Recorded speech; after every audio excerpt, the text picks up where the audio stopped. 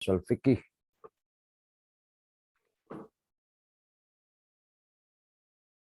Tema kita kali ini apa? Mutlak muqayyad ya?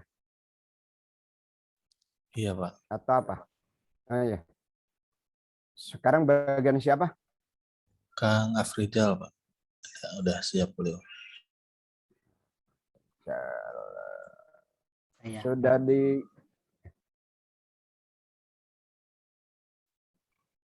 Sudah dikirim. Oh, udah mutlak muqayyad.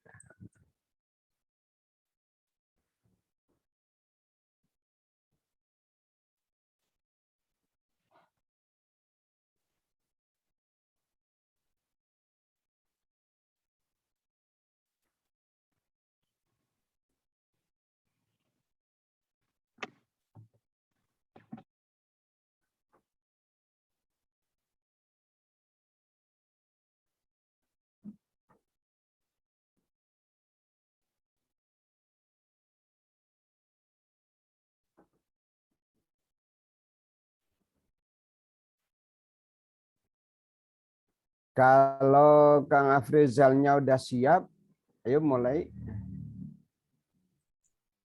Ya, Pak, insya Allah, Pak.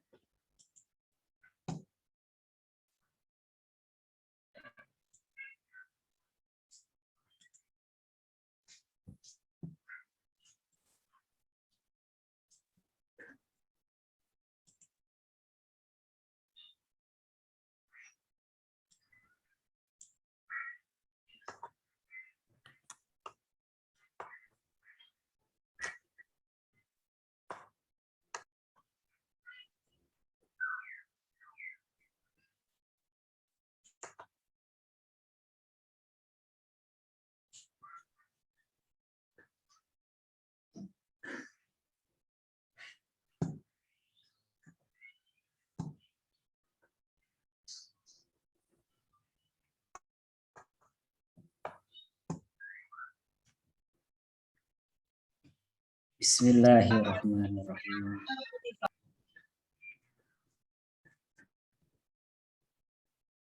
Ya, mulai. Assalamualaikum warahmatullahi wabarakatuh. Waalaikumsalam warahmatullahi wabarakatuh.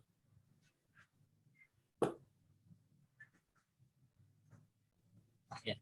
Sebelumnya saya mengucapkan terima kasih kepada Pak dosen atas kesempatannya yang diberikan kepada saya untuk mempresentasikan sebuah diskusi pada pagi hari ini, yaitu salah satu diskusi yang dapat di mata kuliah usul fikih, yaitu mutlak dan munfarid. Kemudian saya juga ucapkan terima kasih berpartisipasi pada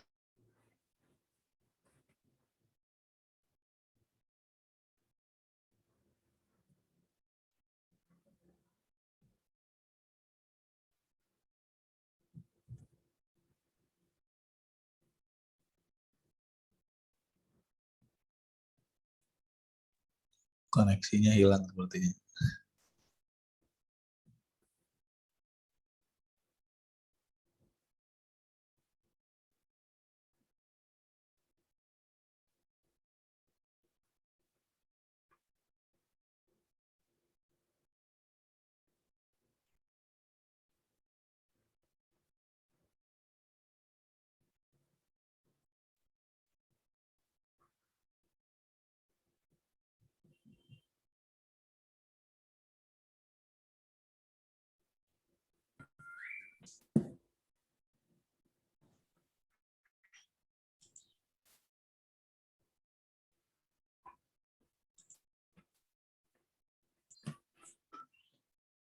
cek apakah bisa didengar.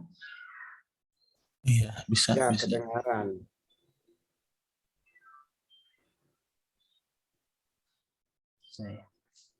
Tapi layarnya itu ya terexit lagi ya.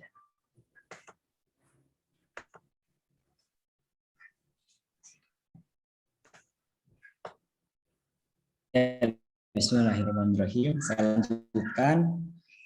Tadi jaringannya mungkin kurang baik di sini. Tadi saya keluar sebentar, tapi sekarang sudah masuk lagi. Tadi saya belum menyampaikan apa-apa, hanya pembukaan juga belum. Tadi saya mengucapkan terima kasih kepada Bapak dosen dan kepada teman-teman yang pertama. Kedua, sebetulnya saya tidak percaya diri dalam menyampaikan materi ini karena saya yakin ini materi ini kalau bagi teman-teman semuanya sudah sangat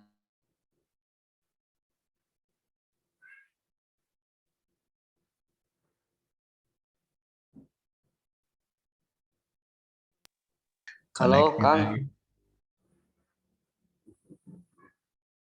Ini akibat ketidakpercayaan diri nih, koneksinya hilang.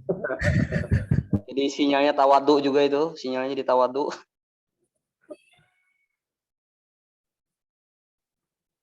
Coba yang buka apa filenya orang lain aja.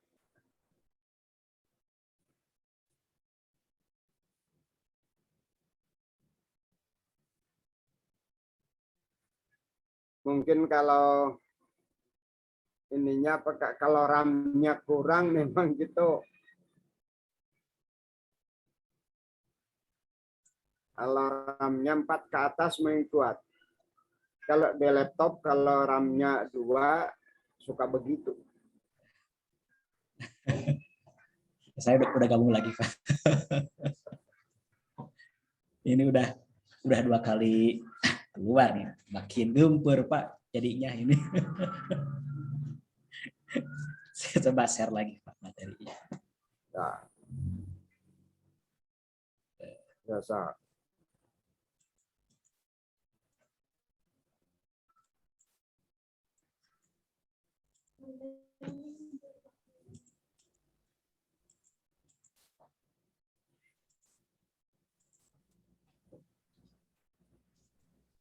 Ya, sudah tampil mudah-mudahan ya. Mutlak dan muqayyad.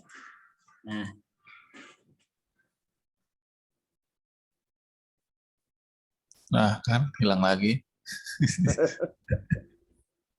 Enggak ah.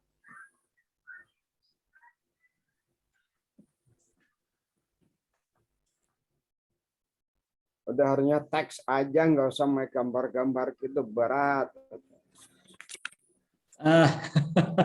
Tadinya Pak biar menutupi presentasi yang kurang, minimalnya ada gambar-gambarnya Pak.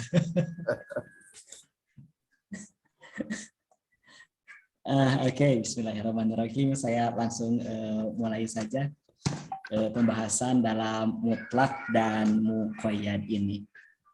Sebetulnya kalau di makalah itu saya mengutip beberapa pendapat atau pengertian berkenaan dengan mutlak dan muqayyad.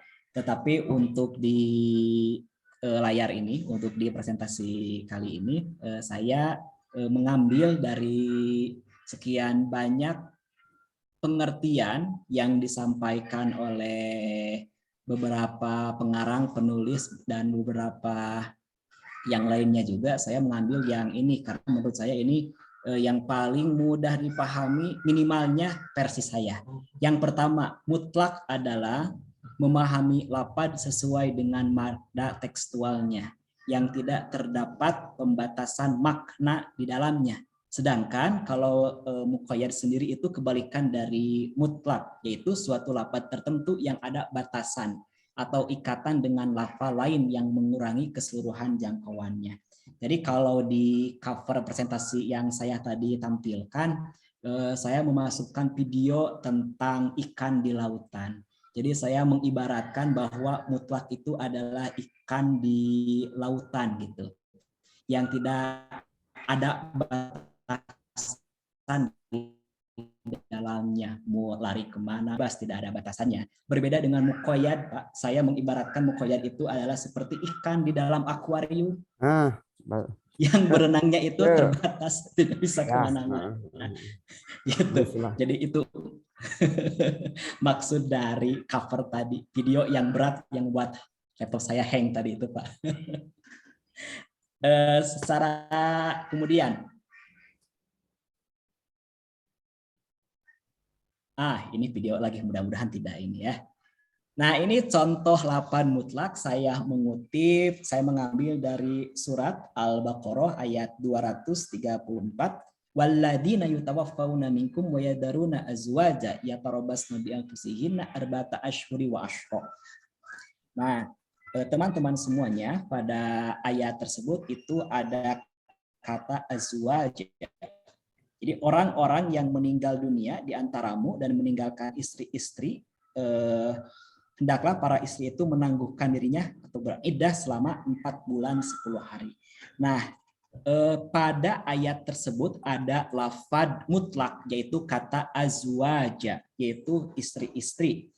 Nah, kata azwaja atau istri-istri pada ayat tersebut itu adalah mutlak. Kenapa? Karena tidak diberikan batasan, dalam artian baik istri di sini penjelasannya, baik istri yang ditinggal meninggal itu apakah sudah malam pertama atau belum malam pertama, maka sama gitu. Iddahnya itu adalah 4 bulan 10 hari seperti itu. Jadi azwaja di sini adalah bentuknya itu mutlak, tidak dibatasi apakah istrinya itu status ditinggal meninggalnya itu apakah telah melakukan hubungan intim atau belum, seperti itu. Itu contoh dari lafaz yang mutlak. Kemudian contoh selanjutnya itu adalah lafaz yang muqayyad. Ini gambarnya ada ikan hiu paus yang di dalam akuarium yang dibatasi oleh dinding-dinding kaca. Maksudnya itu adalah lafaz muqayyad yang saya maksud, itu ada pembatasnya. Nah, yang saya ambil contoh dalam lafaz muqayyad itu yaitu pada surat Al-Mujadalah ayat 2 sampai ayat 3. A'udzubillahi minasyaitonirrajim. Walladzina yuzahiruna min nisaihim tsumma ya'uduna lima qalu fatahrir raqabatin min qabli ayyatamassa dzalikum tu'azuna bih wallahu bima ta'maluna khabir. Dan pemalam yajid fasyamu syahraini mutatabi'aini. Nah, pada ayat tersebut terdapat lafaz muqayyad, yaitu kata syahraini, yaitu kata 2 bulan, yang mana kata 2 bulan itu dibatasi dengan kata mutatabi'aini, yaitu secara berturut-turut. Artinya kifarat bagi kifarat zihar, yaitu melakukan puasa, melakukan puasa selama 2 bulan, dan 2 bulannya itu dibatasi, diqayyad dengan kata mutatabi'aini, berturut-turut. Jadi tidak bisa kalau kafarat zihar itu dicicil atau disulang-seling gitu ya, mesti berturut-turut sebagaimana pada ayat ini ya, diqayyad dengan kata mutatabi'aini, seperti itu. Itu yang pertama berkenaan dengan definisi mutlak dan muqayyad serta contoh pada ayat. Nah, kemudian setelah itu ada hukum mutlak dan muqayyad. Nah, ulama sepakat bahwa hukum yang mutlak itu adalah mutlak untuk diamalkan sesuai eksistensi kemutlakannya. Kemudian jika ada perintah pertama harus memerdekakan, contohnya hamba sahaya yang mutlak, keharusan memerdekakan hamba sahaya bersifat mutlak gitu.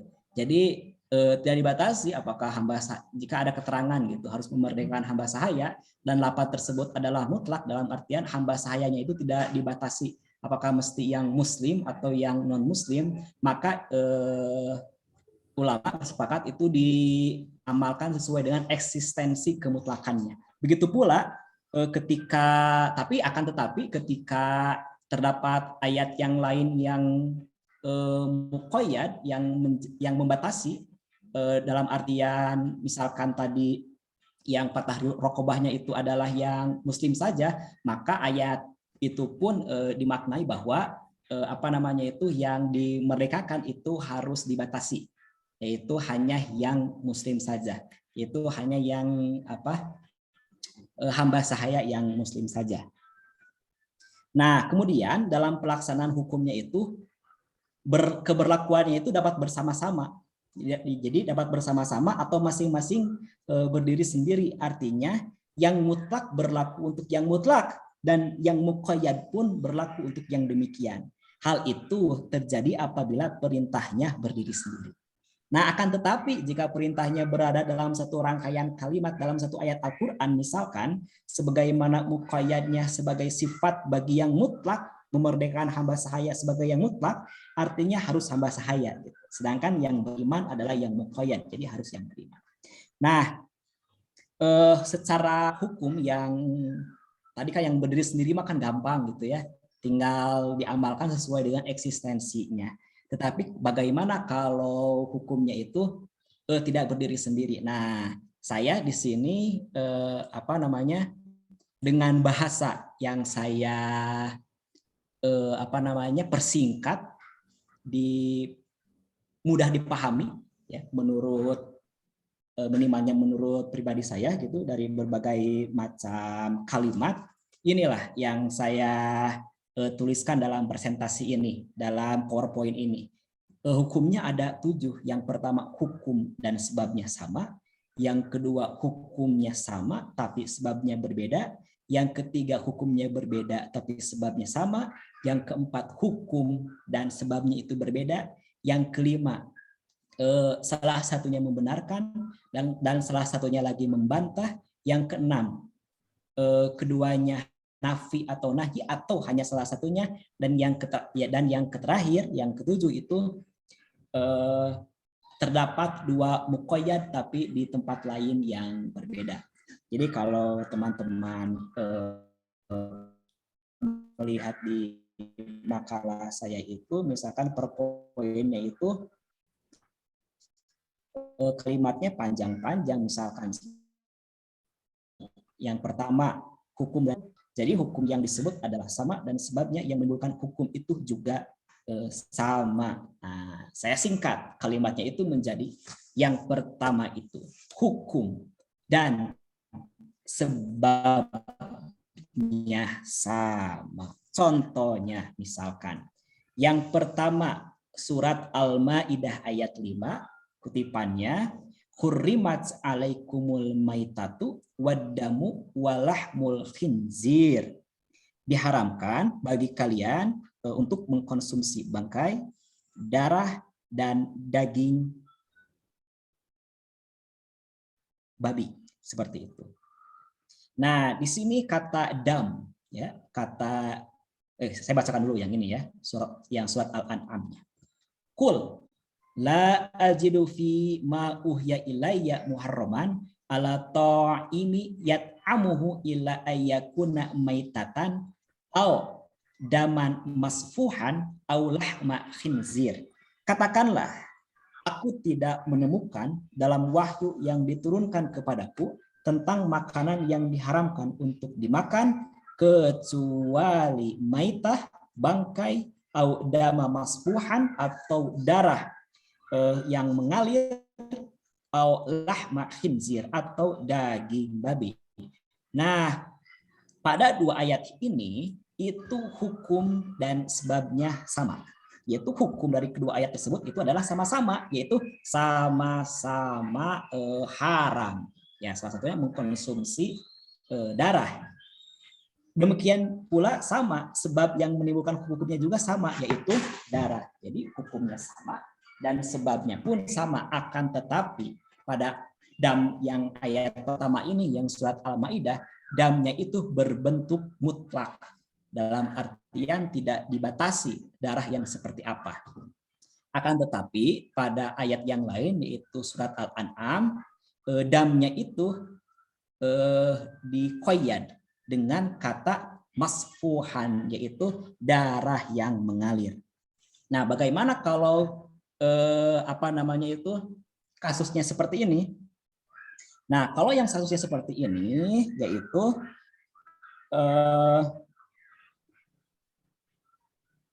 harus ditanggungkanlah mutlak atas muqayyad, dalam arti hukum dalam lafaz yang mutlak, ya, hukum dalam lafaz yang mutlak itu harus dipahami menurut yang berlaku pada lafaz muqayyad. Nah, artinya apa? Artinya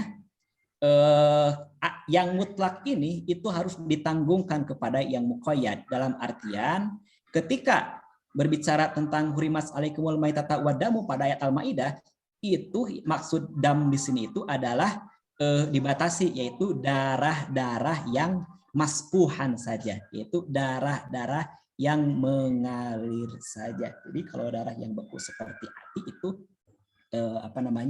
tidak diharamkan. Itu hukum yang pertama berkenaan dengan mutlak dan muqayyad. Hukumnya sama dan sebabnya sama. Nah, kalau dalam kasus yang pertama ini semua ulama bersepakat bahwa yang mutlak harus ditanggungkan kepada yang muqayyad. Kemudian yang kedua yaitu hukumnya sama tapi sebabnya berbeda. Hukumnya sama tapi sebabnya berbeda. Contohnya misalkan surat An-Nisa ayat 92, "Waman qatala mu'minan khata'an fatahriru raqabatin mu'minatin." Ayat pertama kan berbicara tentang kifarat bagi orang yang membunuh secara tidak sengaja, yaitu memerdekakan satu orang hamba sahaya yang beriman. Yang ayat yang kedua, fatahriru raqabati min qabli ayyatamasa, ini berbicara tentang kafarat zihar, yaitu salah satu kafaratnya itu adalah memerdekakan hamba sahaya gitu. Nah, bagaimana kalau kasusnya yang seperti ini gitu kan ya? Kalau yang pertama itu kifarat bagi yang membunuh tidak sengaja itu adalah memerdekakan hamba sahaya. Nah, yang kedua pun sama, yaitu kifaratnya memerdekakan hamba sahaya. Jadi hukumnya sama, ya. Hukumnya sama, yaitu harus memerdekakan hamba sahaya, tapi sebabnya berbeda. Kalau sebab yang pertama yang ini adalah karena membunuh yang tidak disengaja, kalau yang sebab yang kedua ini karena zihar, ya, menyamakan punggung istri dengan ibu seperti itu. Jadi sebabnya berbeda, tetapi hukumnya sama. Akan tetapi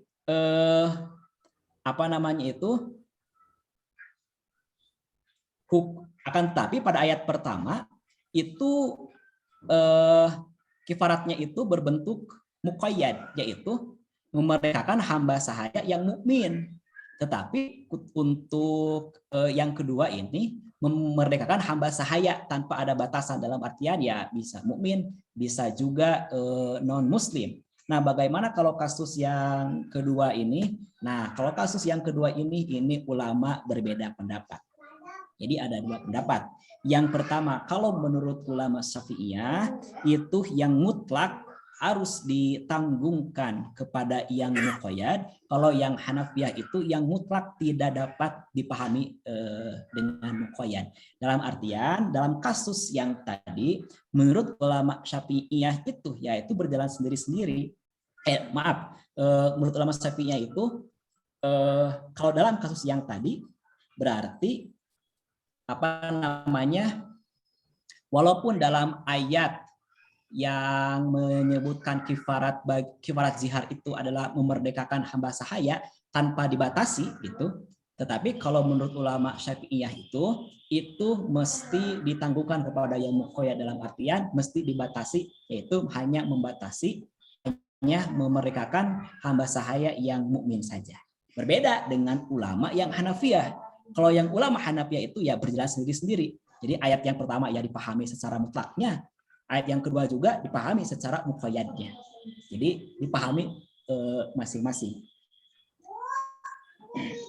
Seperti itu untuk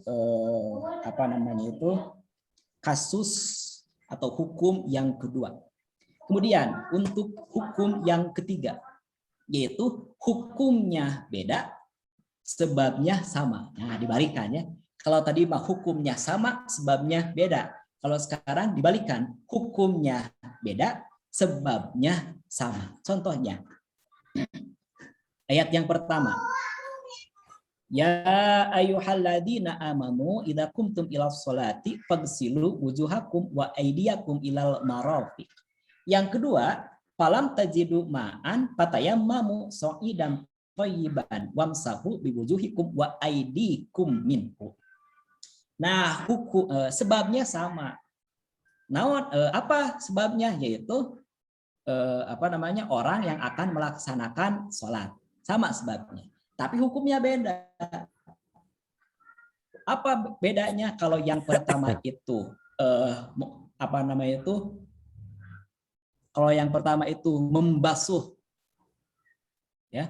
Kalau yang pertama itu membasuh tangan dikoyad sampai dengan marofik, sampai dengan kedua siku. Nah, kalau pada keterangan selanjutnya mah dibatasi.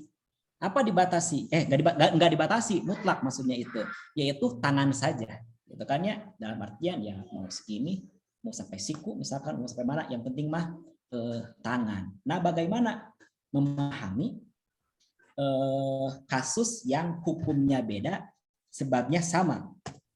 Nah, kalau yang seperti ini berbeda pendapat kembali. Misalkan menurut ulama Hanafiyah, Malikiyah, dan sebagian ulama Syafi'iyah, dalam kasus yang tadi itu mutlak tidak ditanggungkan kepada muqayyad. Dalam artian keterangan yang mutlak ya dipahami sesuai dengan kemutlakannya, dan keterangan yang muqayyad atau lafaz yang muqayyad itu dipahami sesuai dengan seperti itu muqayyadnya. Berarti ya kalau yang pertama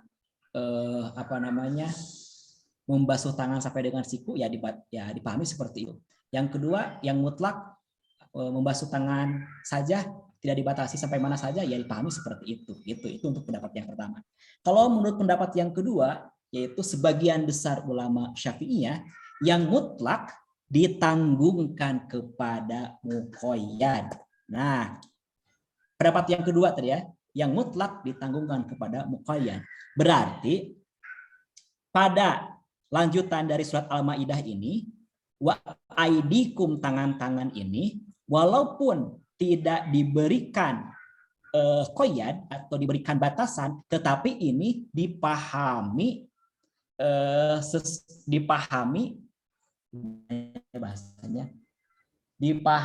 sesuai dengan lafaz yang muqayyad, yaitu dibatasi sampai dengan marofik. Dalam artian walaupun di sini tidak ada lafaz marofiknya, tetapi dipahami dibatasi sampai dengan siku. Itu menurut sebagian besar pendapat ulama Syafi'iyah. Itu hukum ketiga.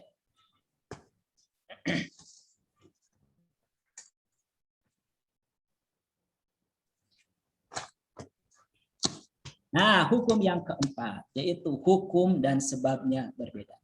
Kalau yang pertama hukum dan sebabnya sama, yang kedua hukumnya sama sebabnya beda, yang ketiga hukumnya beda sebabnya sama, yang keempat yaitu kebalikan dari nomor 1, hukum dan sebabnya berbeda. Contoh dalam surat Al-Maidah ayat 38, wasariqu wasariqatu faqta'u aydiyahuma. Pencuri laki-laki maupun pencuri perempuan maka dipotong kedua tangannya. Ayat yang kedua, ya ayyuhalladzina amanu idza kuntum ilas sholati faghsilu wujuhakum wa aydiyakum ilal marafiq. Wahai orang-orang yang beriman, apabila hendak melaksanakan sholat, maka basuhlah wajah, tangan sampai dengan siku. Nah, hukum sebabnya beda. Kalau sebab yang pertama itu mencuri, sebab yang kedua itu hendak melaksanakan sholat. Hukumnya juga beda. Kalau hukum yang pertama itu adalah memotong kedua tangan, kalau hukum yang kedua itu membasuh kedua tangan. Nah, bagaimana kalau berkenaan dengan hukum yang keempat ini?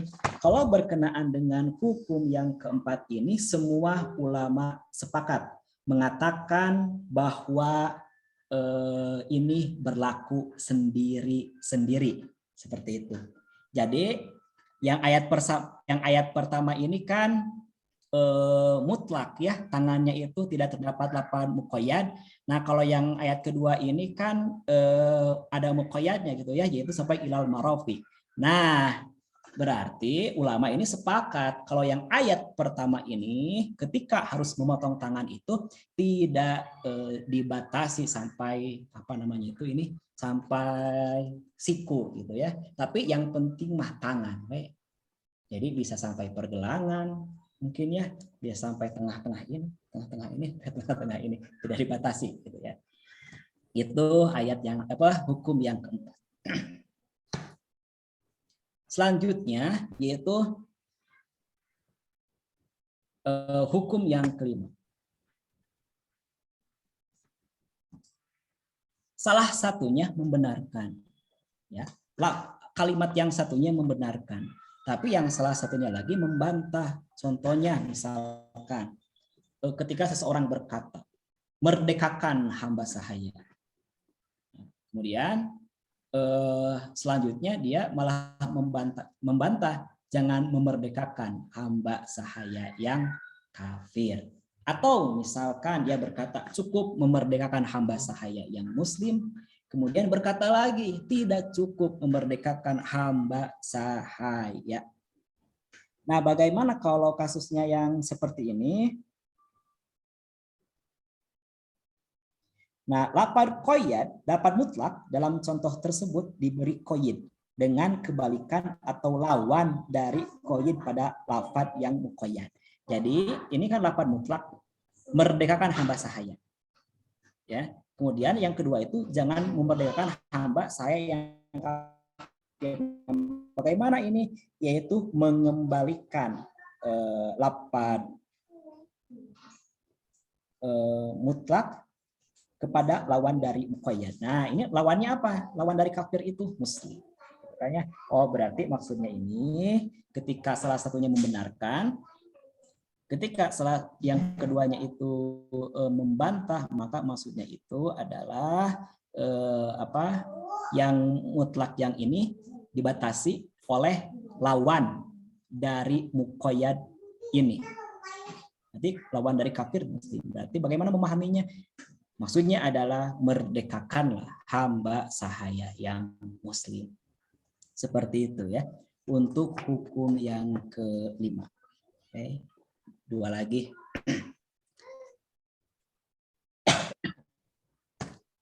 Yang keenam. Keduanya nafi. Ya, bentuk nafi atau bentuk melarang. Atau salah satunya. Ada dua kalimat misalkannya. Kalimat yang pertama nafi, kalimat yang kedua nahyi. Atau dua-duanya nafi atau dua-duanya nahyi. Contohnya, perkataan yang pertama, tidak cukup menyembelih hewan. Yang kedua, tidak cukup menyembelih hewan sakit.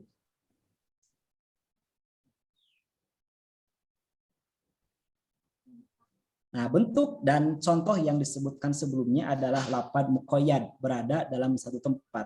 Sehingga lafaz yang mutlak hanya mungkin ditangguhkan kepada yang muqayyad itu saja. Apa maksudnya?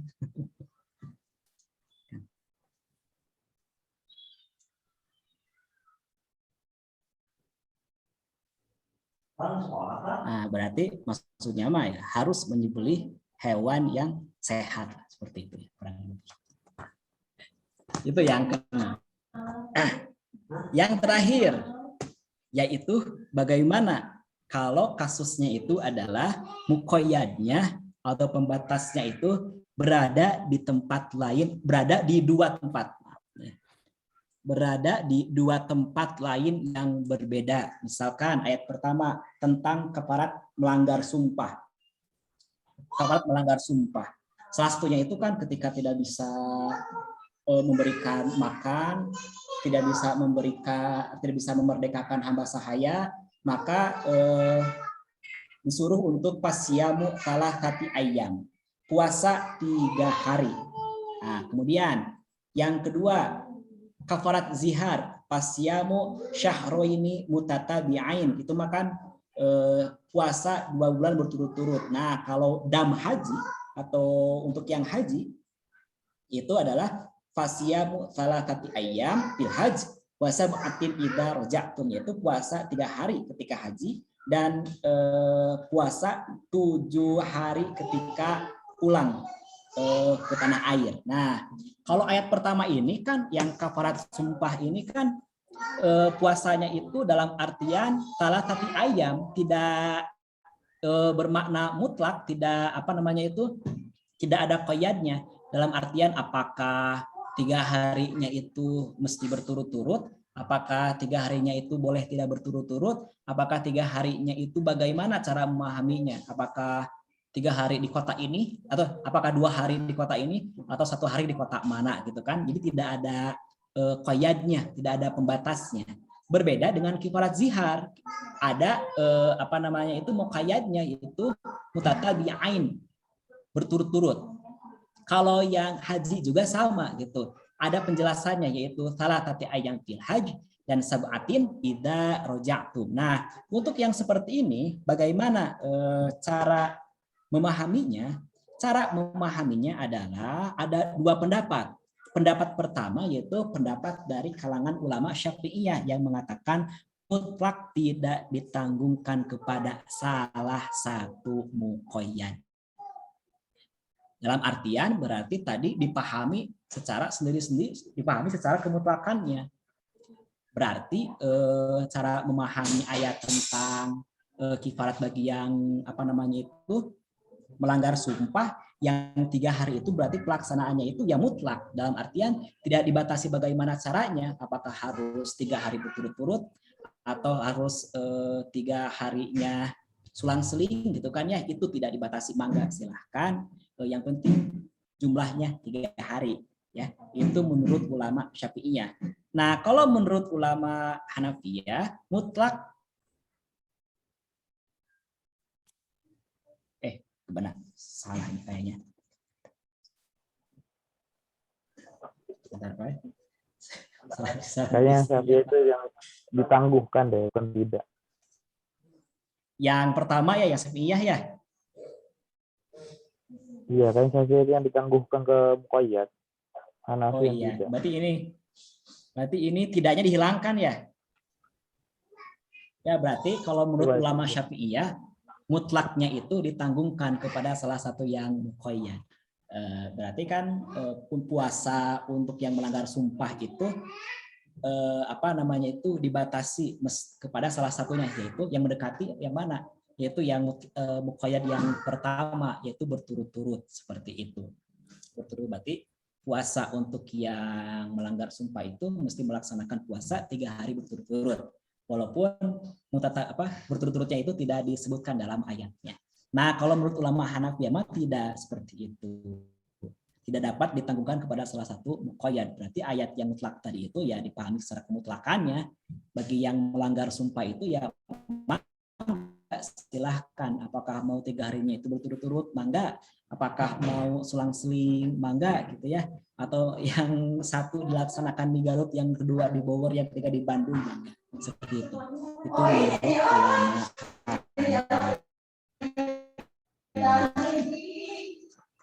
Mungkin saya disclaimer saja sebetulnya. Jadi untuk makalah yang saya sampaikan ini sebetulnya Pak, ini mengalami kesulitan dalam hal merujuk kepada kitab-kitab primer, kitab utamanya. Mungkin kekurangan saya juga dalam hal pelacakan, tidak ketemu gitu ketika melacak di Umdah ya, yang ditulis oleh Al-Qadi Abdul Jabbar Al-Mu'tajili, kemudian Mu'tamad fi Ushul Fiqih, kemudian Burhan fi Ushul Fiqih, dan di Al-Mustasfa secara pribadi ya saya tidak menemukan pembahasan tentang itu, tentang mutlak dan muqayyad. Apakah mungkin terlewat atau tidak, tapi secara pribadi tidak terlacak Pak, mohon maaf. Mungkin nanti dibantu juga sama teman-teman semua. Banyak gak ada mah gitu. Kemudian saya juga ketika ketika melacak di Al-Mahsul fi ilmi usulil fikhi Pak, secara definitif berkenaan dengan judul mutlak dan muqayyad itu tidak saya temukan, tetapi ada satu subbab yang menerangkan tentang fil farqi bainal mutlak wal am, yaitu perbedaan antara mutlak dan am. Tetapi terlewat sama saya untuk melengkapi dalam hal makalah ini. Jadi dalam makalah ini saya tidak melengkapi berkenaan dengan perbedaan antara yang mutlak yang tidak dibatasi dengan yang am yang bermakna umum. Jadi mungkin itu salah satu bahan diskusi juga untuk pagi hari ini. Kemudian yang saya temukan itu yang secara definitif mutlak dan muqayyad itu salah satunya di Waziz di usulil fikhi. Kemudian kalau di al-muwafaqat di usulil fikhi itu secara definitif ya judul mutlak dan muqayyad itu tidak saya temukan sebetulnya mah, tapi ada juga judul tentang al-amru bil mutlaqi la yastaljimu al-amr bil muqayyadi, seperti itu. Tapi itu pun tidak saya lengkapi dalam makalah ini. Jadi itu mungkin Pak beberapa disclaimer, beberapa keterangan dalam hal penyusunan makalah ini. Mungkin demikian Bapak dan teman-teman sekalian yang saya bisa sampaikan pada kesempatan pagi hari ini berkenaan dengan makalah berjudul mutlak dan muqayyad. Terima kasih atas perhatiannya.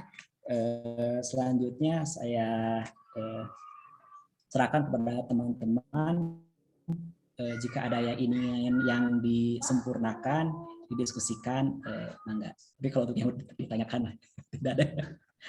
Ken, terima kasih. Alhamdulillah.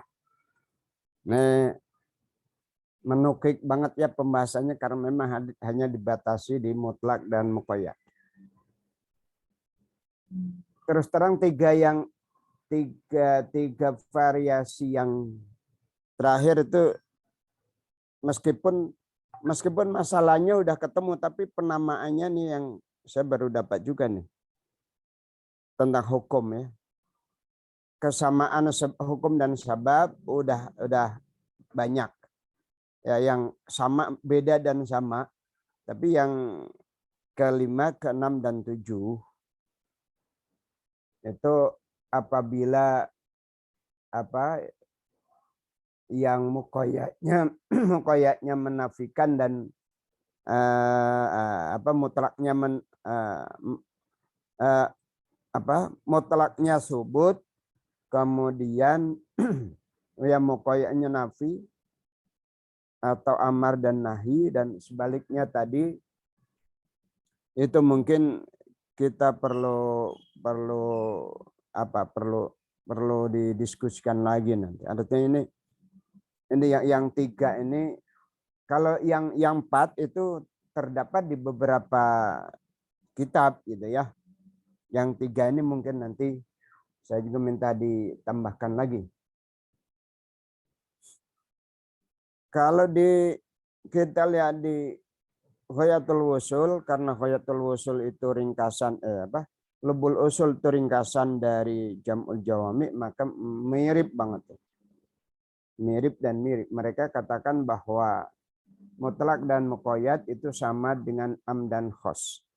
Sehingga seakan-akan kalau begitu apa perlunya kita membahas mutlak muqayyad secara khusus, kan sudah ada am dan khos, seakan-akan semacam itu. Tapi nyatanya tidak bisa dikatakan sama, karena ini kalau mutlak dan muqayyad itu kaitannya dengan ya apa?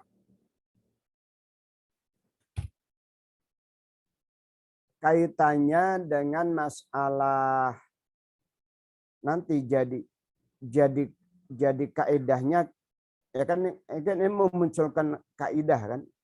Maka kalau di mahsul itu judulnya hamlul mutlak alal muqayyad. Judulnya itu. Jadi tidak perlu sepertinya nggak terlalu perlu membahas mutlak itu apa, muqayyad itu apa, tapi yang perlu adalah bisakah memperlakukan mutlak sebagai muqayyad dalam segala kesempatan. Ya seperti itu. Jadi tadi istilah hamlu ya dipertanggungkan agak susah dimengerti itu. Tapi memang bahasanya gitu sih, hamlul mutlak alal muqayyad. Mungkin bahasa yang mudah adalah memperlakukan dalil mutlak sebagai muqayyad. Jadi menganggap, memahami, memperlakukan dalil mutlak sebagai muqayyad. Ini memang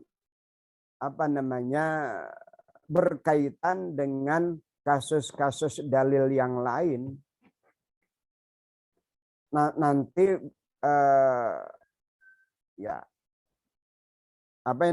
dan mutlak muqayyad kan ini masuk dalam dalam pembahasan besar qawaid usuliyah ya.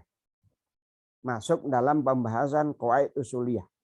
Karena qawaid usuliyah itu membahas am dan khas, muqayyad dan mutlak dan muqayyad, kemudian amar dan nahi.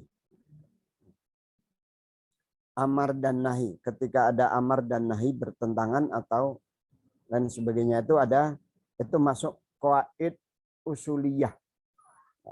Dan qawaid usuliyah sudah dibahas pada pertemuan yang lalu. Kali ini kita membahas mutlak dan muqayyad. Jadi kalau di Mahsul nanti bisa dilihat lagi. Itu judulnya adalah hamlul mutlak alal muqayyad. Al-mas'alul asyirah. Itu bukan. Al-qismu rabi min kitabil umum wal khusus. Jadi merupakan bagian dari umum dan khusus. Jadi kalau dikatakan sama persis ya agak susah. Ya agak susah.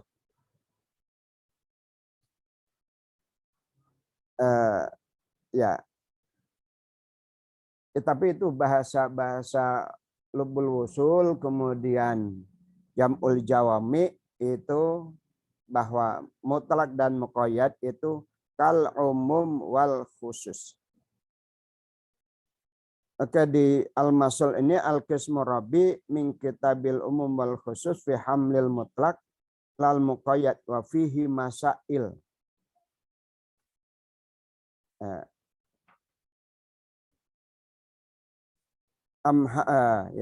Hamlil mutlak alal muqayyad. Jadi persoalannya tuh di situ. Tapi memang ya perlu memahami apa itu mutlak, apa itu muqayyad.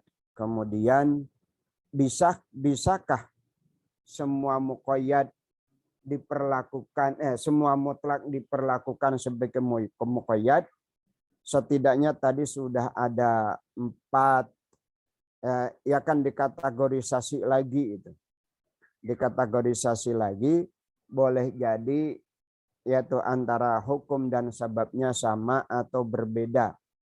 Ya, sama atau berbeda, kemudian para ulama berbeda-beda dalam mengambil dilalah atau dalam membuat kaidah berdasarkan kasus-kasus itu tadi.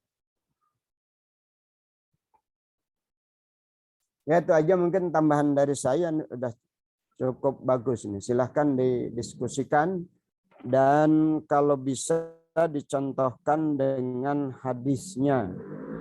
Ini contoh-contoh rata-rata ayat Al-Quran. Silakan.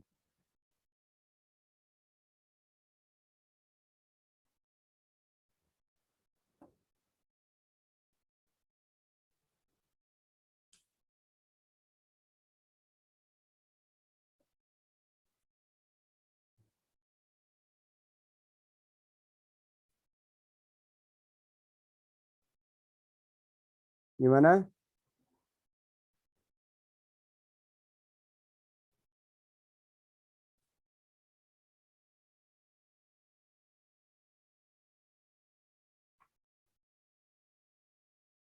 Ini sambil yang lain mikir, saya bacakan dulu ibarat di mahsul ya. Al-qismu rabi' min katabil umum wal khusus fi hamlil mutlaq alal muqayyad wa fihi masail.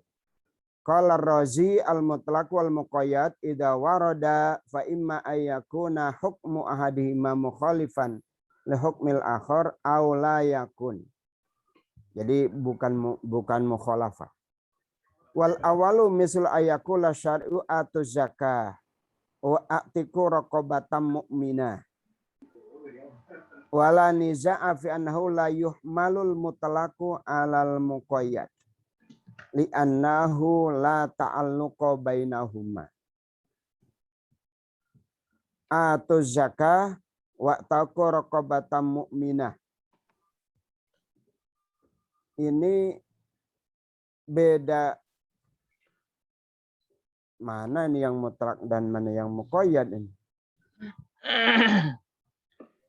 Mana yang mutlak, mana muqayyad?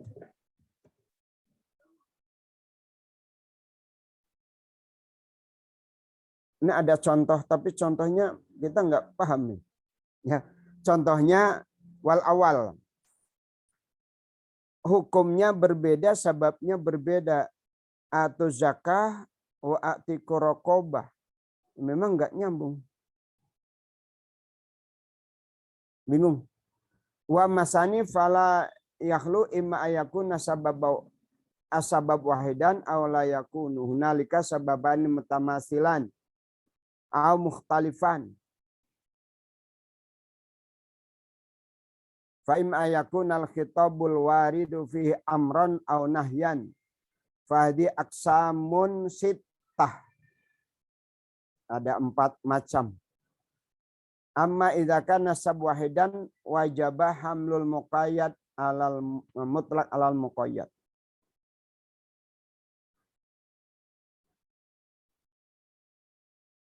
Li'annal mutlaq juz'un minal muqayyad.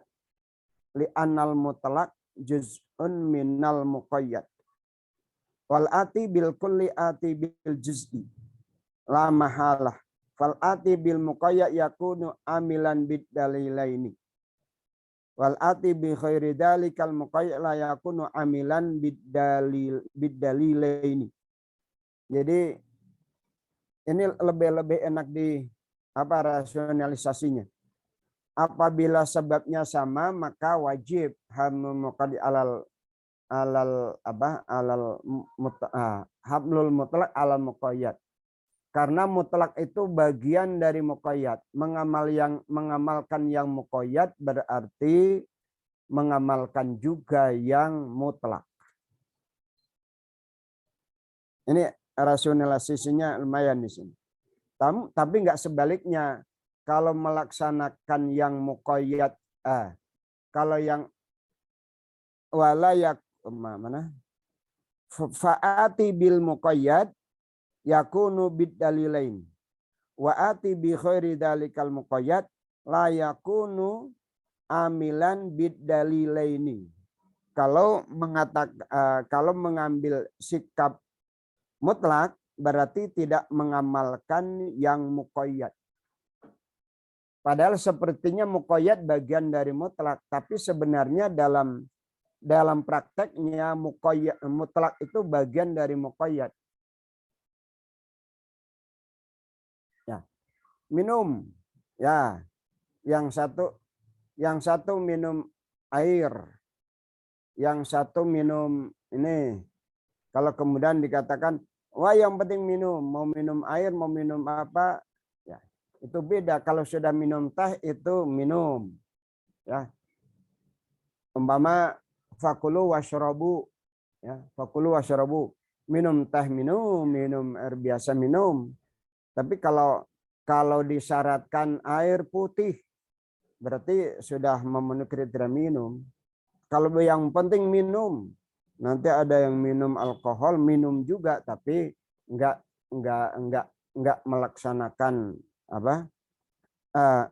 Enggak atau katakan kalau ternyata yang diperintahkan itu minum air putih, minum alkohol kan menyalahi perintah.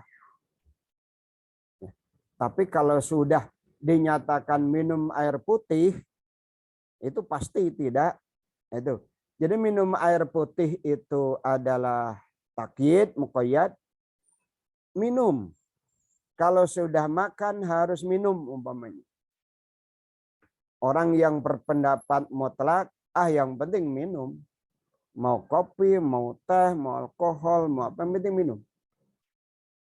Tapi kalau yang memahami dengan takyid, ya, dengan takyid, kalau sudah melakukan yang takyid berarti melakukan yang mutlak.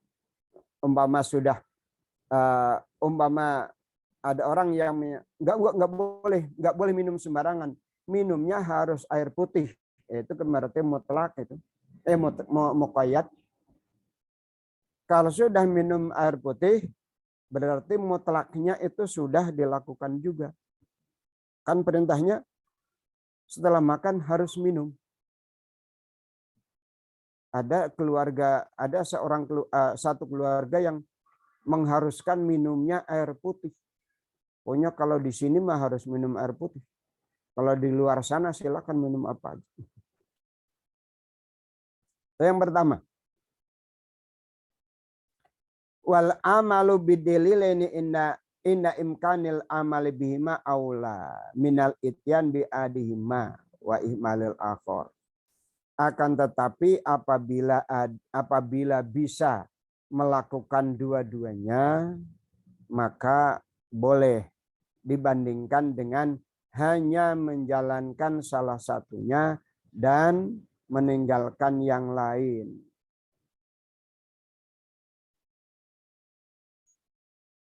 Fa'ingkila, ini pertanyaan yang tadi.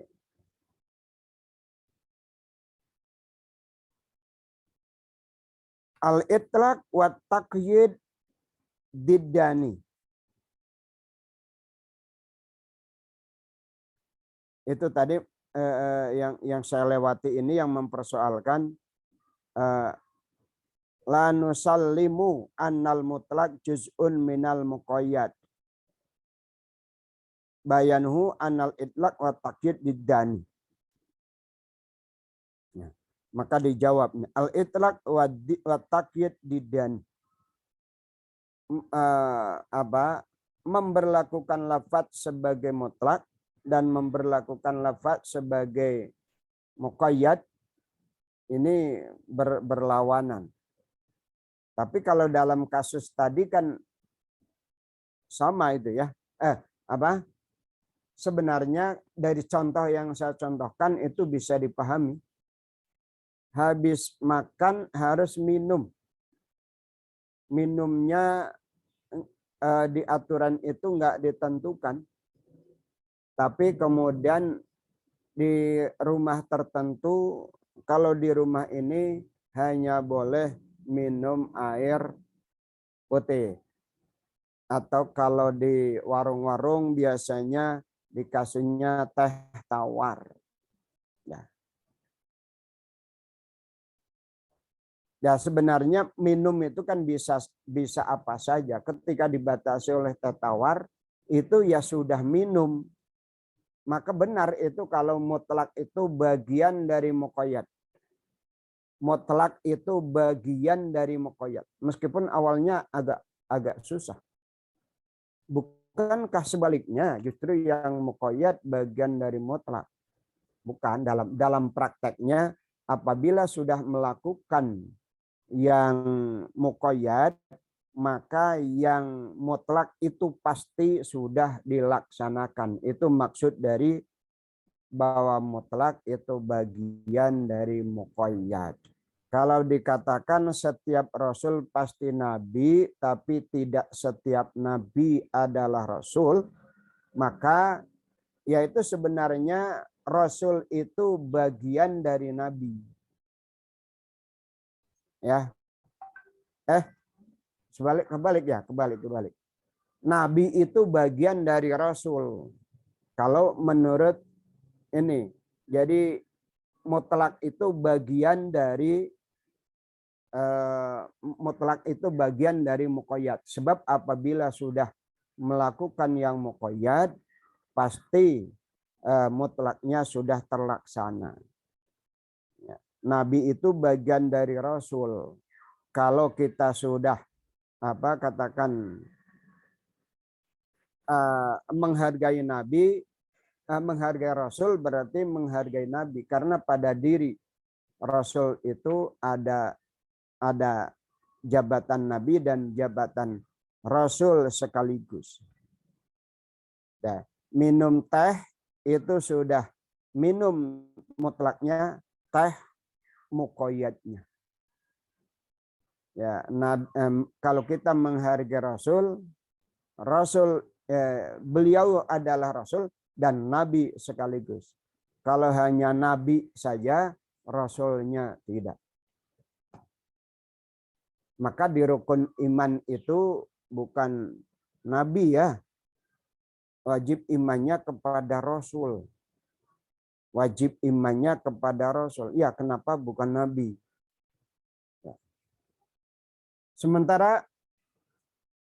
Sementara yang dijelaskan dalam Al-Quran itu rasul. Rasul pun tidak seluruhnya ya. Wa minhum man qasasnahum alaik wa minhum man lam naqsushum alaik. Jadi ya berarti sangat bijak. Sangat bijak Allah ya, atau Rasul mengajarkan rukun iman itu yang ketiganya keempat ya, iman kepada Rasul, bukan iman kepada Nabi. Kalau iman kepada Nabi kan sulit banget itu. 124.000. Ya, kata Rasul, jumlah Nabi itu 124.000. Nah, sementara jumlah Rasul hanya 315-an. Ya, itu pun Allah menyatakan wa minhum man qasasna hum alaik wa minhum lam naqsushum alaik. Maka berarti bijak. Ajaran Islam sangat bijak. Kalau kita harus iman kepada Nabi, wah susah. Dari yang 35 pun cukup hanya dengan hafal 25. Itu dalam kitab-kitab akidah ya, Aqidatul Awam terutama. Tapi kalau memang nggak hafal bagaimana bisa beriman, ya minimal yang 25 itulah hafal.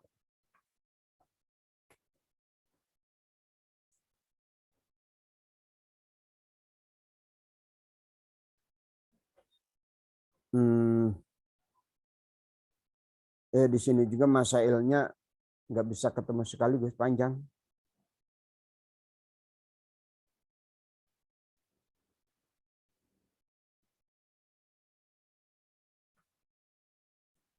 Oke, silakan didiskusikan. Barangkali sudah terpikir apa yang mau ditanyakan.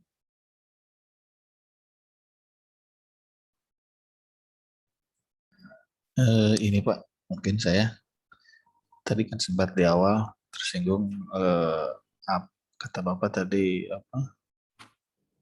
mutlak muqayyad itu kalam wal khas gitu ya.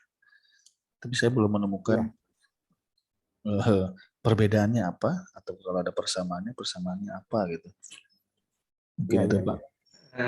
Saya ada ini sedikit penjelasan ya. Iya. Sedikit penjelasan tentang perbedaan antara Ya. am mutlak dan muqayyad khas.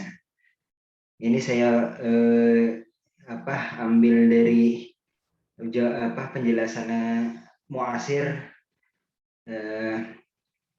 Syekh Abdul Karim Khudair di sini. Al-farqu bainal 'am wal mutlaq wal muqayyad wal khas annal 'am ma'al khas fil afrad fal khasu taqlilu afradil 'am wa bin nisbati lil mutlaqi wal muqayyad fahuwa fil awsaf fal muqayyadu awit taqyid taqlilu awsafil mutlaq. Seperti itu ya. Kalau bahasa mudahnya, contohnya kalau yang terfikirkan sama saya ya, misalnya di antara bentuk am itu kan ada alif lam istighraqiyah ya. Alif lam istighraqiyah, misalnya ar-rajulu aqwa minal mar'ah. Ar-rajulu aqwa minal mar'ah. Nah, di sini am di sini, tapi kalau kita jadi hampir bisa dikatakan atau bagaimana al-insanu kemudian itu kan jins. Terus kalau misalnya ar-rajulu sahihu aqwa minal mar'ah. Nah, di sini ada takyid, di sini takyidnya itu as-sahih. Sedangkan ar-rajulu am, sedangkan amun muqayyad. Jadi takyidnya itu dengan ar-rajulus sahih, dengan sifat sahih. Jadi di sini bisa dibaca amun muqayyadun. Takyidnya dengan apa? Dengan sihah. Ar-rajulus sahihu aqwa minal mar'ah. Nah, seperti itu mungkin bisa ditakribnya ya.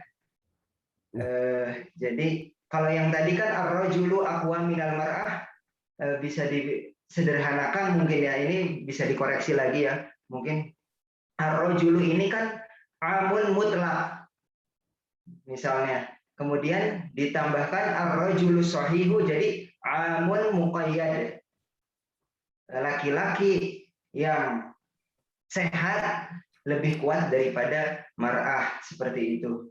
Ya, ini mungkin takrib aja ya, untuk mentakrib al-faham antara tadi am dan muqayyad, am dan mutlak, kemudian khas dan muqayyad. Nah, wallahu alam, itu yang saya pahami begitu.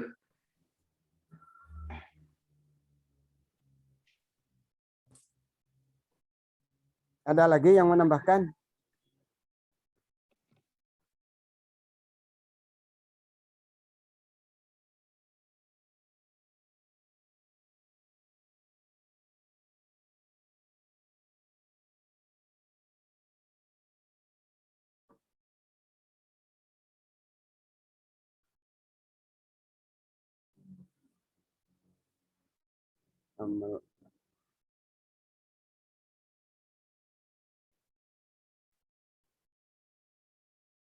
Gimana?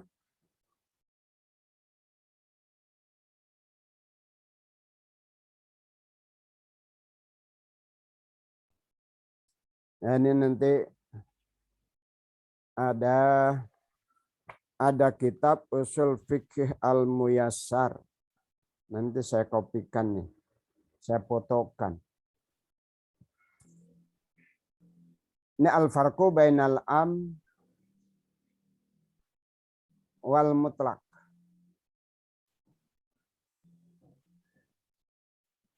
Ma'anal am wal mutlaq bainahuma wajhu syibhin. Min haitsu inna kullan minhuma lahu umumun fil jumlah.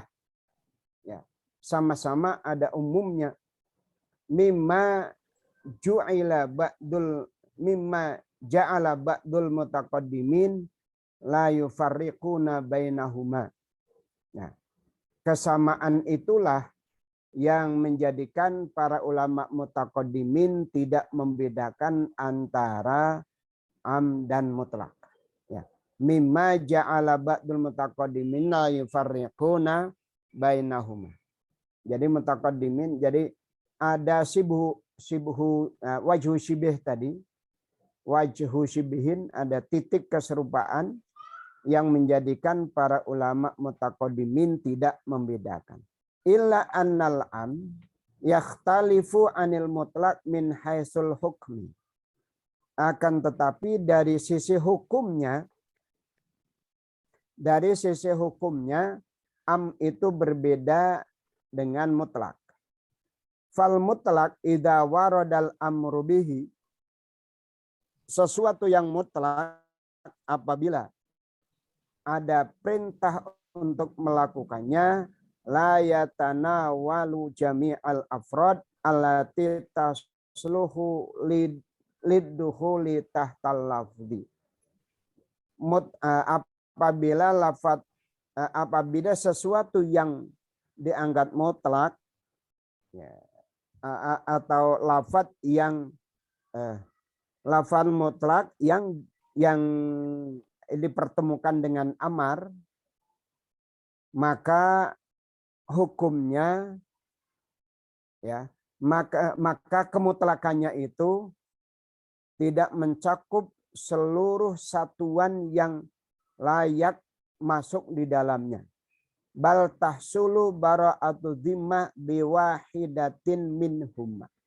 Apabila sudah dilakukan salah satunya, maka sudah cukup. Bal tahsulu bara'atu dhimmah. Bahkan tugasnya sudah selesai apabila dilakukan salah satunya. Oke. Amal am fayashmulu jami'al afrad allati taslu liddukhuli tahtahu. Wala tabra'u dhimmah illa bi fi'lil jami'. Kalau am itu wajib dilakukan seluruhnya dan tidak selesai tugasnya kecuali seluruhnya dilakukan. Itu itu perbedaan yang pokoknya ya. Jadi coba kita ulangi lagi. Lafal mutlak itu apabila dipertemukan dengan amar, atau artinya sesuatu yang mutlak. Kalau contoh tadi contoh mutlak tadi apa yang itu? Coba tolong dibuka ininya. Oh, udah ditutup ya. Kang Afrija. Contoh mutlak yang tetap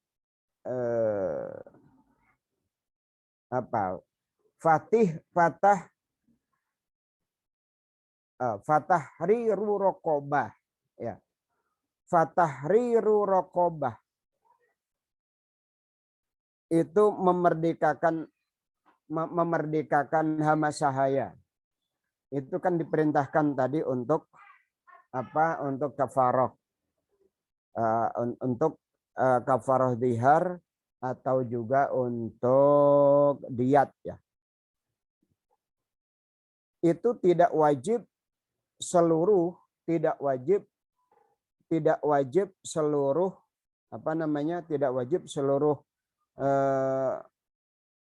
raqabah, melainkan cukup dengan satu saja. Maka ketika satu itu dibatasi oleh mukminah, ya udah cukup, meskipun raqabah itu banyak, tapi cukup dengan satu. Adapun am seperti innal insana, ya, innal insana lafi khusrin, kemudian ditakyid ilal ladina amanu, tetap amnya kan masih ada itu. Cakupan amnya masih ada meskipun sudah dikecualikan alladzina amanu wa amil yang di luar taksisnya tuh masih am. Ya, yang di luar taksis itu masih am, maka itu terkena hukum wa fi khusrin.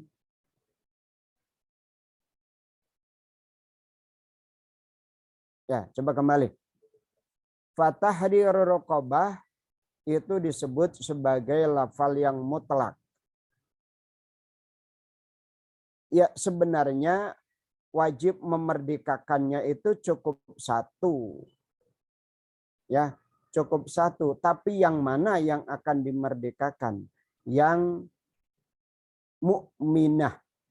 Ya, yang mukminah. Maka cukup dengan memerdekakan satu.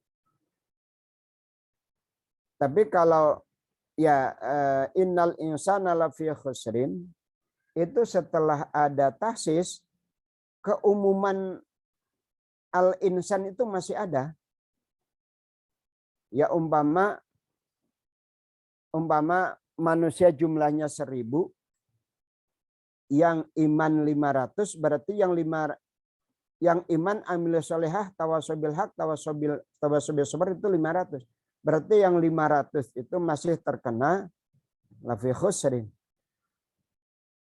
Kalau mutlaknya, kalau hamba saya itu jumlahnya 1000 dan 1000-nya semuanya umpamanya itu, atau bukanlah, yang 900 mukmin, yang 100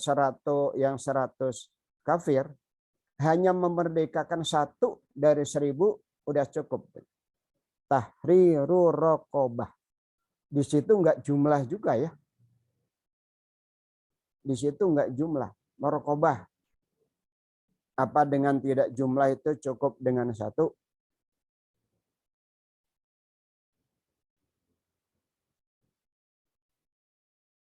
Yaitu sekadar mencoba menjelaskan ini. Tolong tadi yang ditampilkan barusan, tolong tampilkan lagi, Pak.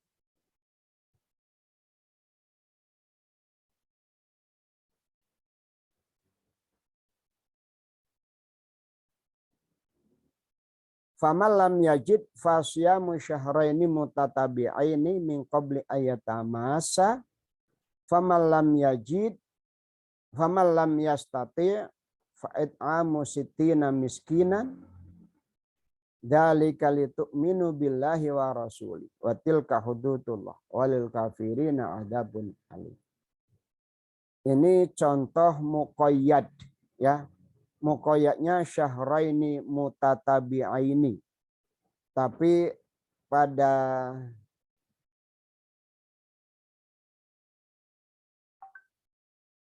ya. Coba. Ini sebenarnya raqabah mukminah itu takkid atau tahsis? Takkid benar ya.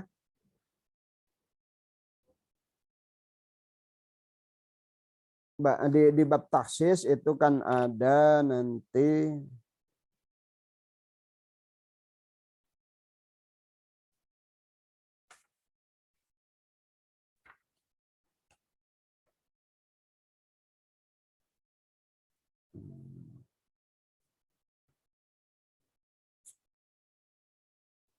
tahsis itu dengan apa saja? Dengan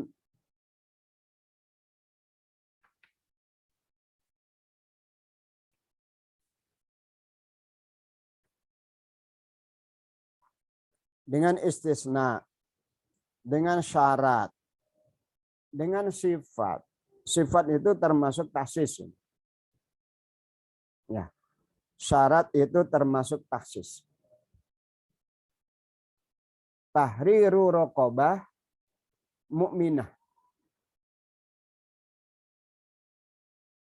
Tapi kalau syahraini mutatabi'aini Itu mutatabi'ain juga sifat itu. Sifat dari syahrain. Bukan sifat dari siam. Kalaupun ada, kalau ta'aluknya ke siam itu adanya adalah hal. Tapi hal ya berarti bentuknya enggak mengikuti syahrain. Jadi anwa'ul mukhassisat, al-mukhassisat itu ada 5. Pertama istisna, kedua syarat, ketiga sifat, keempat ghoyah, ya, seperti umirtu an uqatilan nas hatta yashhadu. Badalul ba'd, adanya badal ba'd. Jadi nanti yang berlaku hanya ba'dnya. Yang berlaku hanya ba'dnya itu menjadi mustasnanya atau menjadi mukhassisnya. Walillahi 'alan nas hajjul baiti man istata'a ilaihi sabila. Itu kan man itu badal ba'd dari nas, ya. Jadi yang wajib hanya man istata'a ilaihi sabila.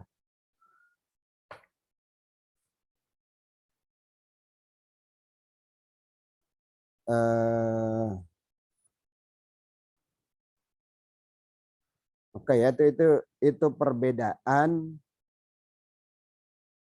Ya, tapi itu tadi mutaqaddimin tidak membedakan antara mutlak dan am. Tapi di sini dicoba dicari titik perbedaannya. Apabila mutlak, apabila satu lafal yang disebut sebagai mutlak, apabila bertemu dengan sighah amar, artinya diperintahkan, maka perintah itu akan selesai dengan hanya melakukan satu dari apa yang diperintahkan. Tapi kalau am itu tidak.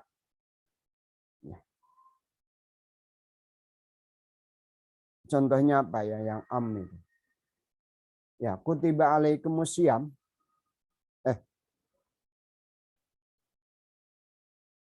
Coba dilafal, ya ayyuhalladzina amanu.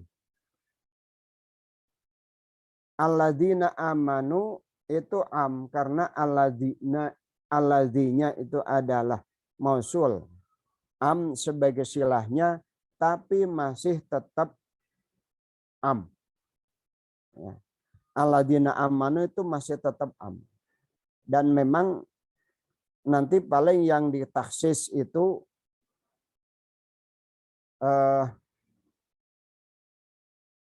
enggak. Famangkan minkum maridon itu bukan taksis ya. Bukan taksis, itu hanya rukhsah. Puasanya tetap wajib kok.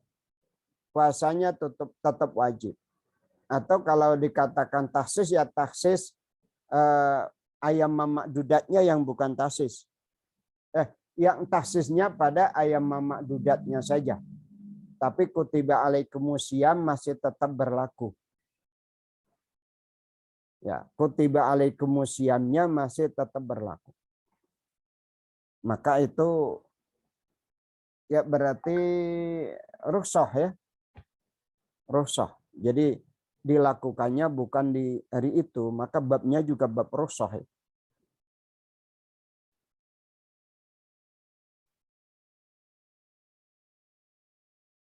Apalagi ya?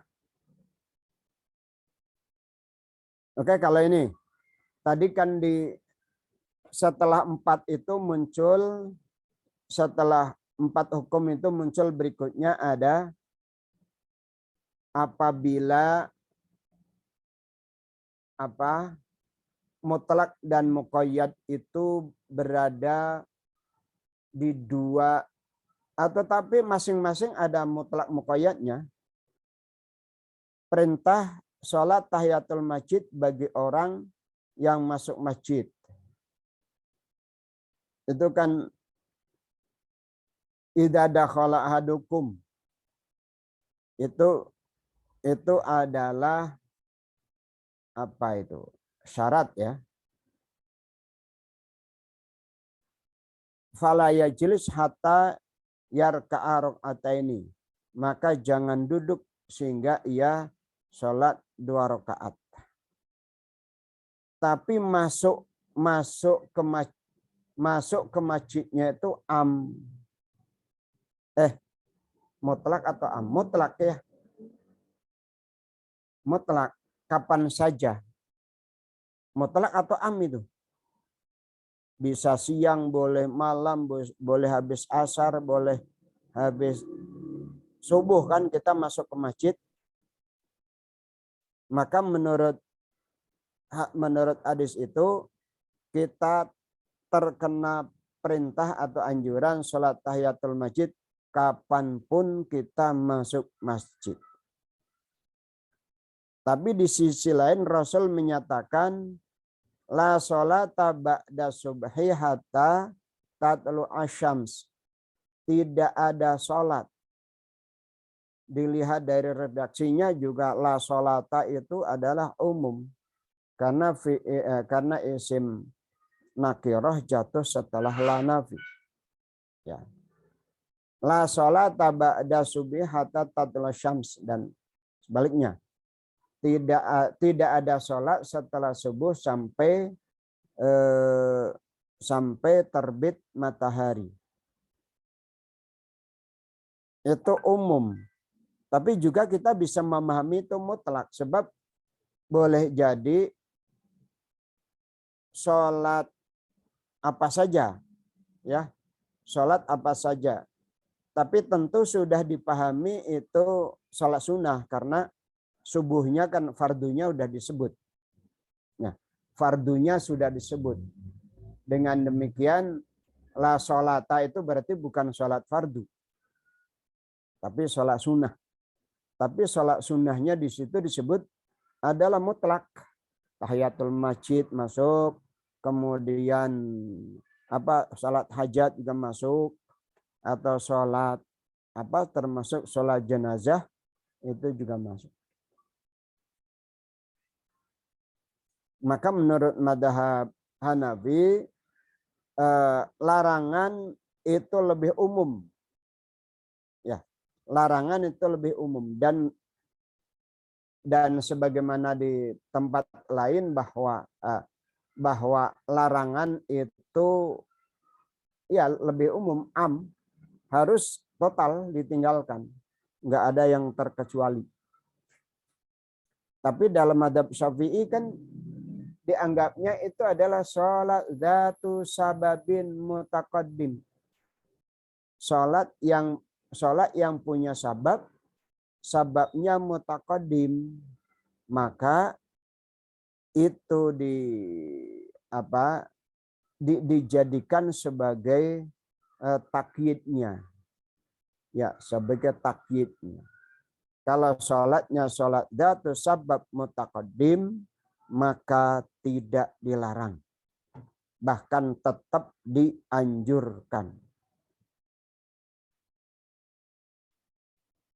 Itu masuknya kemana itu kira-kira?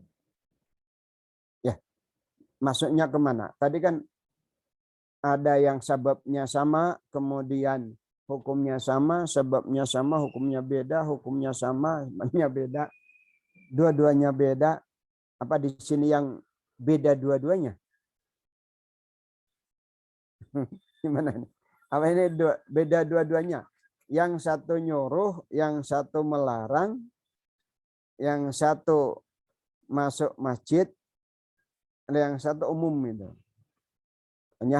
Hanya menjelaskan waktu. Waktunya dibatasi, sebabnya enggak dibatasi. Kalau yang tahiyatul masjid itu waktunya tidak dibatasi, sebabnya dibatasi. Sehingga kita ketika sebabnya terwujud, Ya. Ketika sababnya ada, idza dakhala itu kan berarti sababnya. Sabab, apabila ada sabab maka hukumnya muncul, yaitu hukum wad'i di situ. Hukum wad'i di situ. Ketika sababnya wujud maka berarti hukumnya muncul.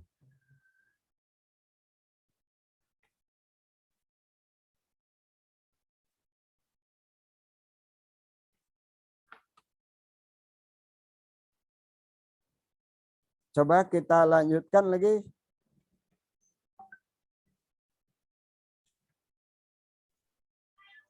Silahkan Kang Sayid, katanya udah mau beri tanggapan.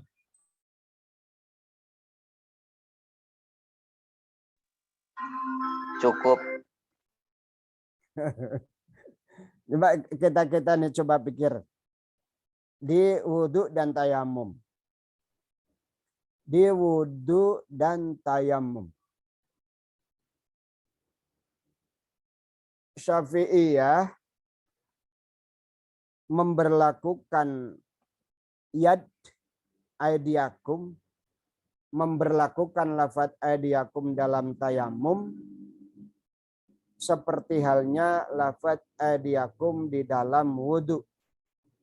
Di dalam wudhu ada ma'al mirfaqain. Dalam tayamum enggak ada ma'al mirfaqain. Ini rata-rata kita Syafi'iyah. Ya.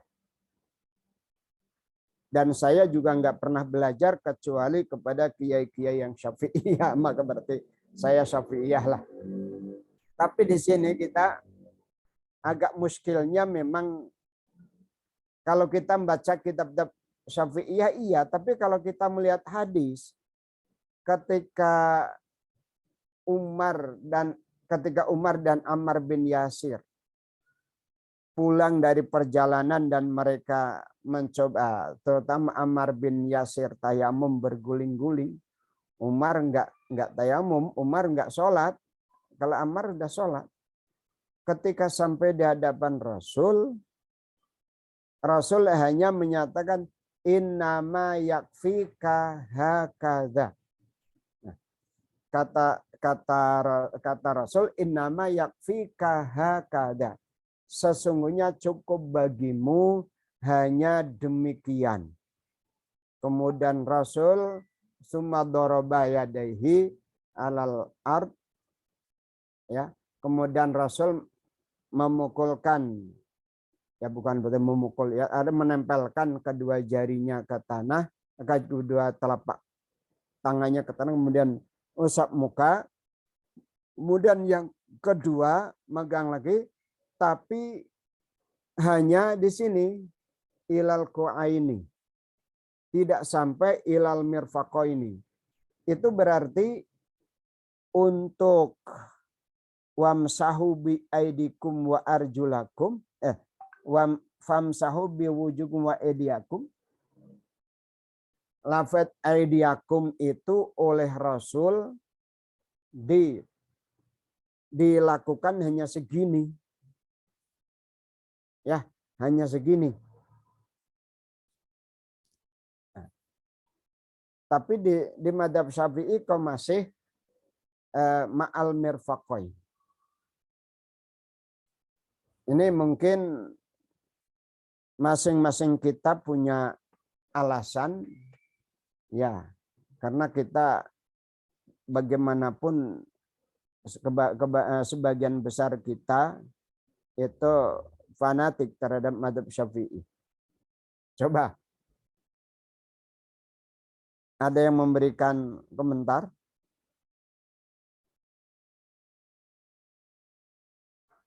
Kayaknya memang kalau Syafi'iyah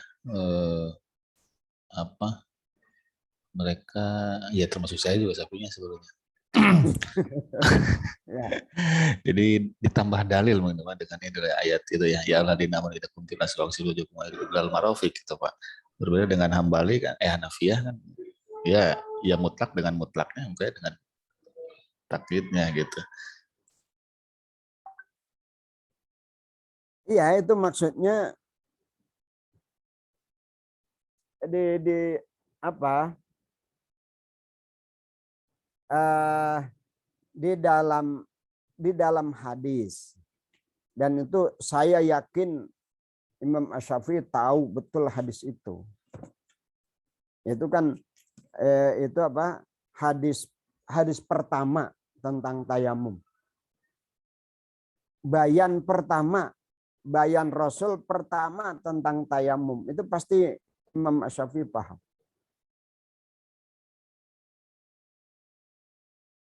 Iya, saya tahu di kitab-kitab Syafi'iyah itu Ilal Marafiq. Tapi padahal Rasul, atau barangkali ada yang sambil buka Ini saya buka apa? Saya buka Sunan Abu Dawud. Silakan lanjutkan dulu. Siapa yang membahas ini? Atau menjawab atau memberi komentar. Atau seperti ini juga ya.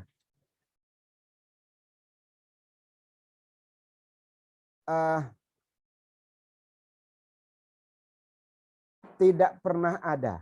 Ini juga mutlak muqayyad, boleh jadi begitu.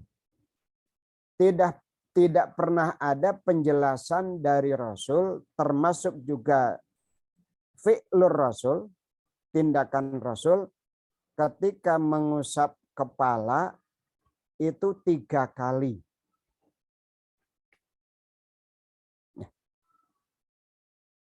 Yang pernah Rasul itu dari ini sekali dari depan ke belakang, kemudian kembali lagi ke depan.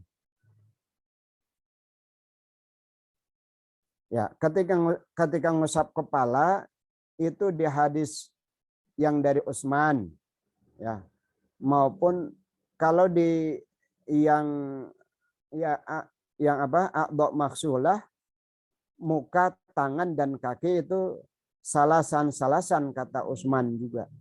Utsman mempraktekkannya juga salasan. Tapi kemudian summa masaha ra'sahu itu tidak ada salasan. Ya, ketika ngusap kepala itu enggak ada salasan.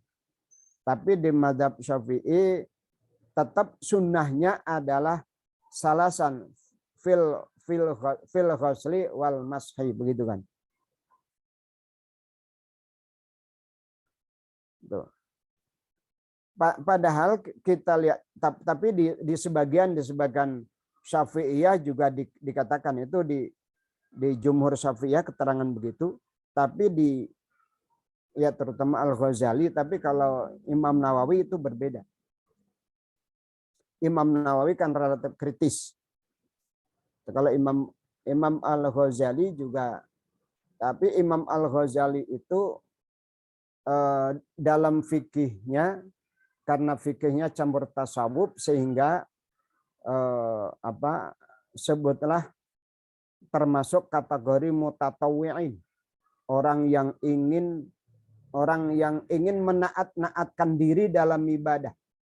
Sampai beliau di Bidayatul Hidayah itu kan mengajarkan doa ya, doa cuci waktu basuh muka, doa ketika ngusap telinga pun. Nah itu termasuk itu barangkali. Artinya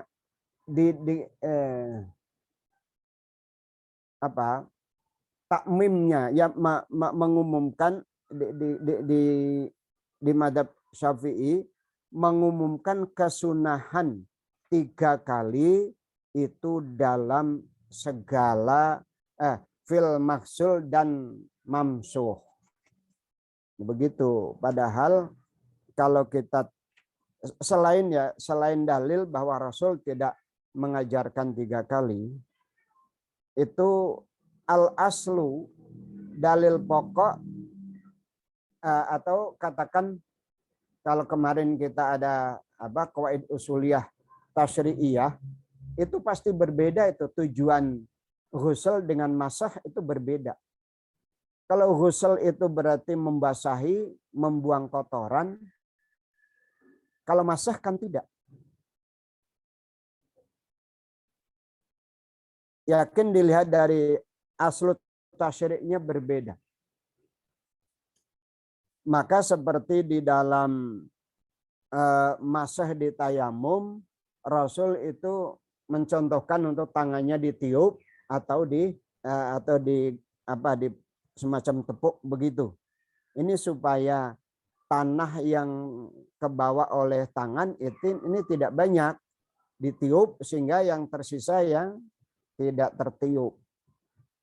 Nah, begitu juga ketika mashur ra'si itu pasti yang dimaksud ya sedikit aja. Maka kalau begitu akhirnya kita bisa berkesimpulan antara banyak dan sedikit mungkin lebih baik sedikit. Meskipun Rasul pernah memberi contoh seluruhnya begitu, maka mungkin kembali lagi kepada aslu tasyri'nya, mungkin lebih baik sedikit saja. Kita kan sukanya satu jari ya, satu atau dua jari masuk, nah itu aja. Kita berdalil begitu sehingga itu kadang-kadang kita yang kalau yang nggak paham dalil ya udah 3 kali ya maaf ya, bukan berarti ulama-ulama itu nggak paham, tapi mereka paham, cuma yaitu kalau Al-Ghazali kan karena Imam Al-Ghazali begitu mutatawiin, orang yang yakin ingin mengumpulkan pahala banyak, maka beliau mutatawiin. Tapi kalau Imam Nawawi itu seperti kritis, maka kata beliau sujud kan cukup dengan ya pada dasarnya yang pokok sujud itu cukup dengan jabhah ya. Cukup dengan jabhah. Yang lain itu tambahan. Mengapa? Karena Rasul antara lain dalam jabhah itu dalam sujud itu bacaan Rasul Allahumma laka sajatu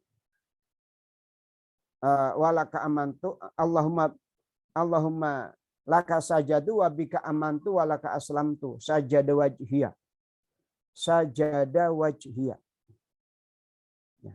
Meskipun wajah juga ada itlaqul ba'd wa radatil qul.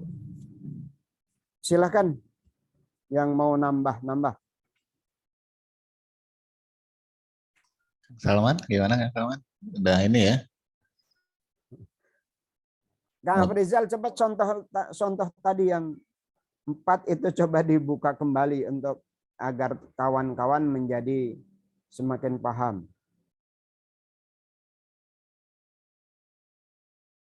Ittihadul hukum was sabab.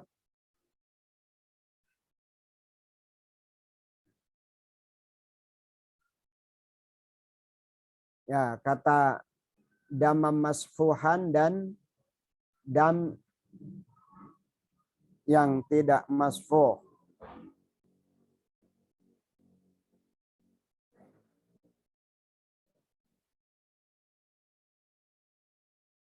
Ya, lahma khinzir dan damam masfuhan.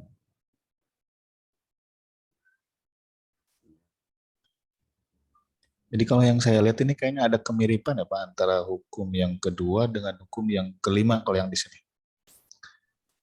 Yang kelima yang mana tadi? Tadi itu ada kelanya salah satu di antara keduanya, mutlak atau muqayyad itu dalam bentuk isbat menolakkan dan satu lagi dalam bentuk nafi. Artinya berbeda mungkin ya Pak. Di sini kan yang kedua itu menimbulkan hukum berbeda antara lafadz mutlak dan lafadz muqayyad gitu.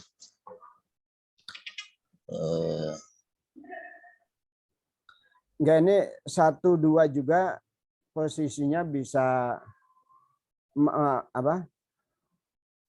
dan 2 itu posisinya bisa berubah ya, sebutkan aja kasusnya. Yang kedua sama hukum dan sabab atau beda hukum dan sabab. Ya, yang kedua itu beda lafadz, beda hukum Iya, yang sebab yang menimbulkan hukum berbeda. Jadi sebab dan hukum itu berbeda ya. Sama-sama berbeda mungkin ya Pak. Bisa dikatakan begitu. Seperti contoh ini Fatahriru Raqabah dan Oman Qatala Mu'minan. Sama berarti ya. Ya, sama Sebabnya sama. berbeda, sebabnya berbeda dan hukumnya kan. Ya, Oh iya. Ini dan kalau yang hurimat alaikum itu hukumnya sama, sebabnya sama. ya, dan yang Jadi hukumnya Fatahriru- sama-sama tahrim, ya. Hukumnya sama-sama tahrim, kemudian sababnya juga sama-sama, ya kalau dilihat dari elatnya kan lil kubah, ya, karena ada khabis atau kubah atau madarat atau madarat. Tapi masfuhan itu jangan dipahami hanya mengalir, artinya cair. Cair. Kemudian nanti lawannya itu bukan apa tadi?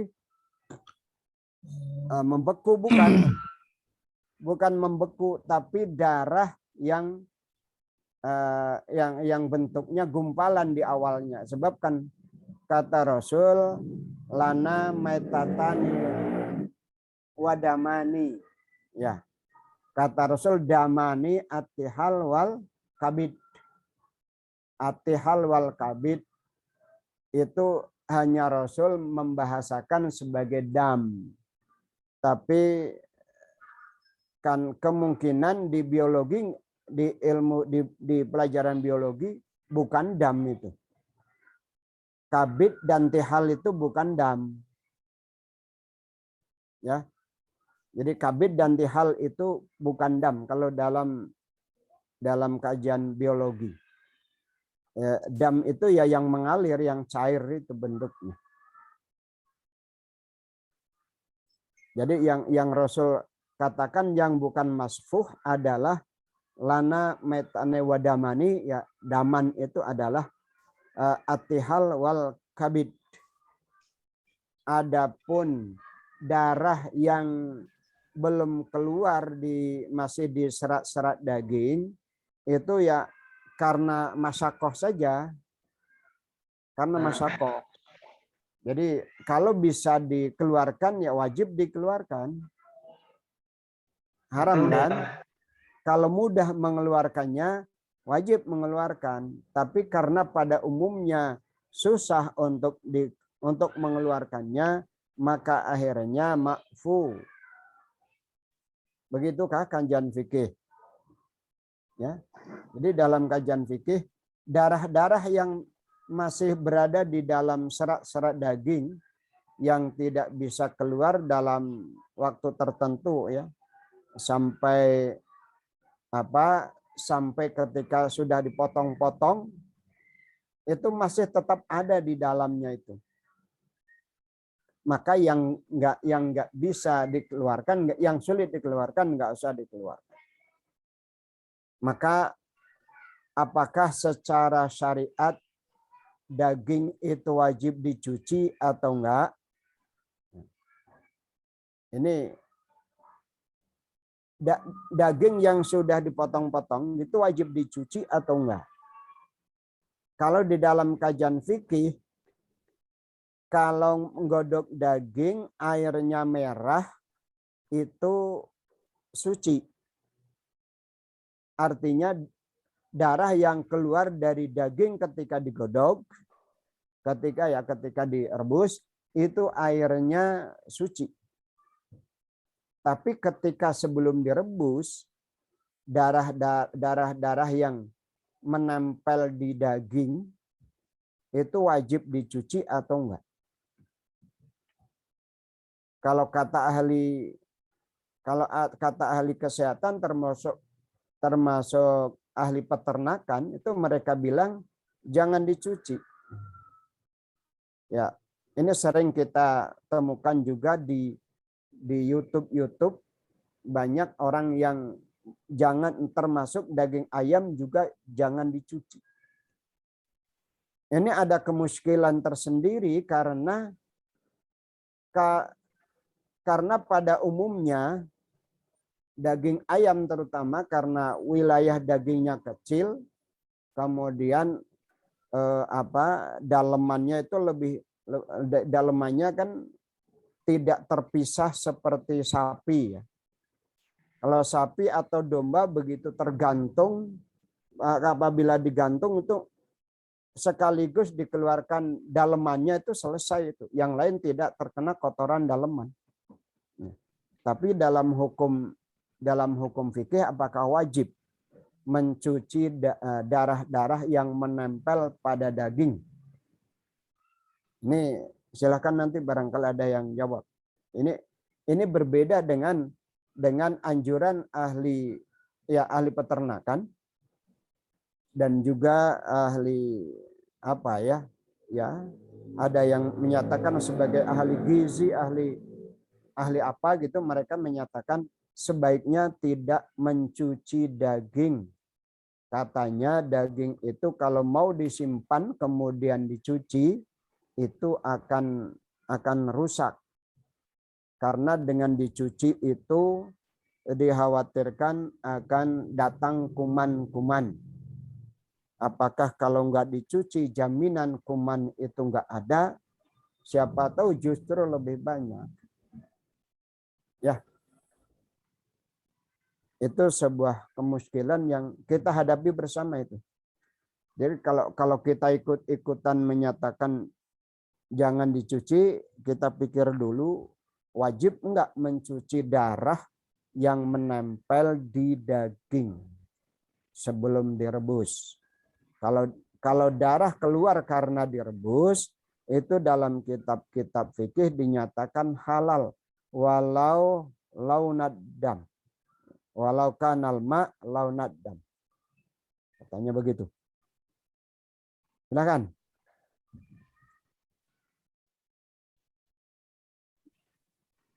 Silakan Itu tadi teman-teman. Ya.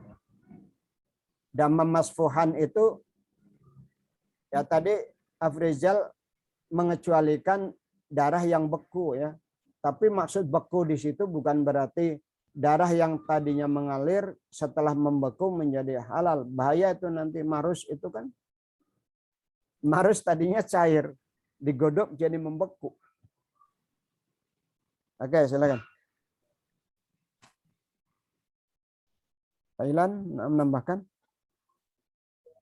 Kalau saya masih cukup sih. Kang Salman?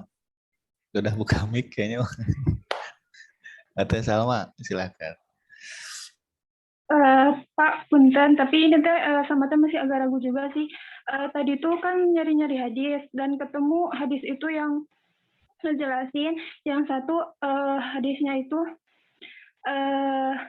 tentang dilarangnya seorang muslim dilarangnya memelihara anjing dan terus yang satu lagi hadisnya itu malaikat tidak akan masuk ke rumah yang memelihara anjing, tapi yang di hadis pertama itu dijelaskan bahwa yang tidak boleh memelihara anjing itu selain anjing yang Zira'ah. Untuk yang menjaga tanaman. Yaitu, tapi yang hadis yang kedua itu yang malaikat tidak akan masuk ke rumah yang memiliki anjing itu tidak dijelaskan. Berarti itu Pak termasuk ke hukum yang pertama bukan Pak? Yang hukum sama dan sebab sama. Ya, kemungkinan bisa begitu, tapi kan memelihara anjing untuk menjaga ladang kan berarti nyimpennya di ladang. Ya kan?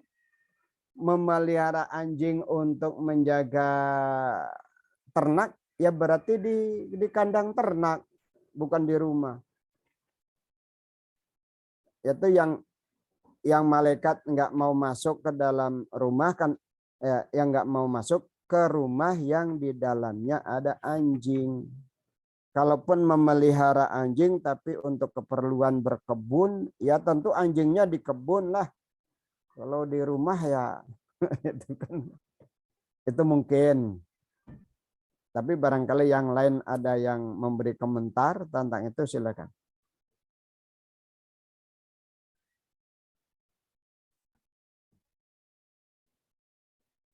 Kang Fikri.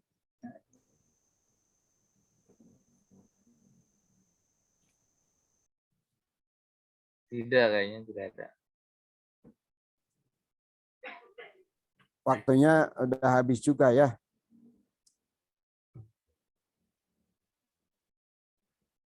Ya oke, tinggal nanti ini, maaf saya belum sempat membaca belum sempat membaca makalahnya.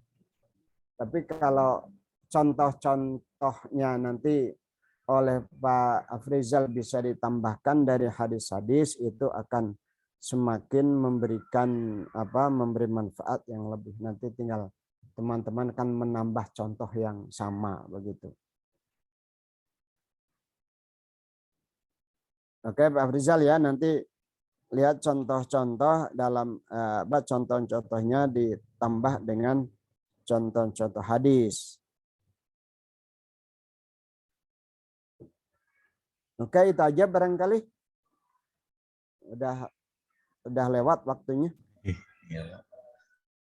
Tapi kalau kalian nggak ada lagi jam ketiga, ya saya juga leluasa sampai zuhur juga.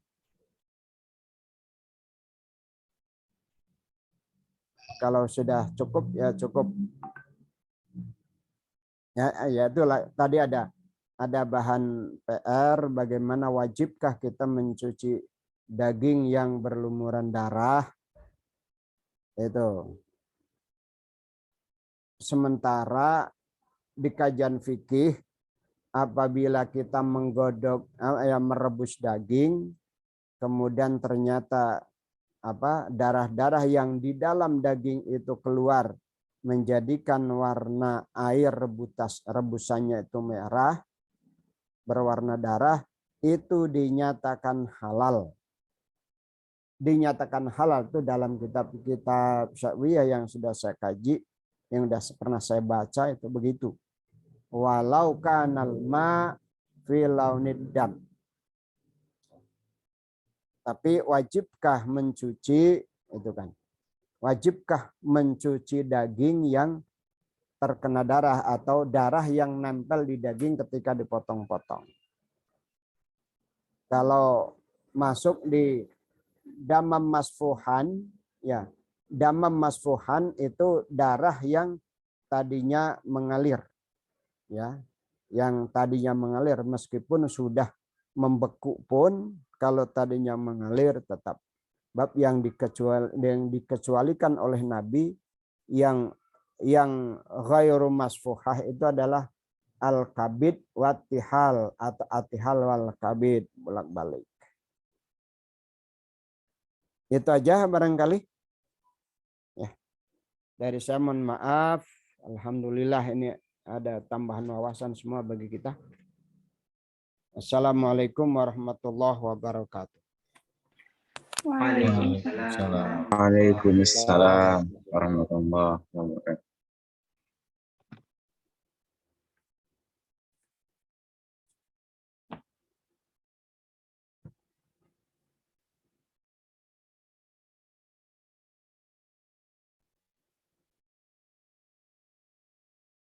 Parah guys, parah.